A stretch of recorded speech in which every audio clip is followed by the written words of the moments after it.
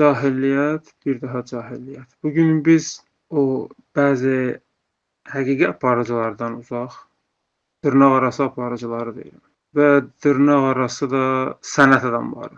Bunlar ginekologiya otağına bənzəyir. Bir vaxtlar uşaq qətliamları edən bütün yaxşı həkimlərdən uzaq, bir vaxtlar yetişkin bədənlərə ana bətnində qətl edən həkimlərin etdiyi eynilə işi bu aparıcılar edirlər və bugünkü dırnaqarası müğənnilər edirlər. Azərbaycan musiqisini ana bətnində qətl ediblər.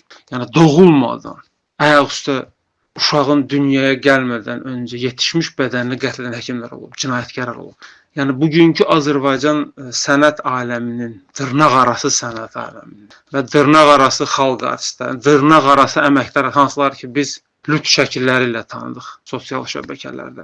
Bunların alt paltarları tanıdıq. Yəni bu xalq artisti bu gündə də biz bunun alt paltarını görürüksə səhnədə biz hansı sənətdən danışa bilərik? Azərbaycan musiqisini ana bətnində qətl ediblər. Ginekoloji otağa oxşuyur. Qətliam törədilən ginekoloji otağa oxşuyur bugünkü efirlər. Bu söz məncə düşünən ağıllar üçün yetərlidir. Bizi cahiliyyətə apardılar. Çox təəssüf edirəm. Bugün Quran Sirius ulduzundan danışır. Quranı nə etdilər? Quranı insanlardan aldılar. Başqa yerə daşıdılar Quranı.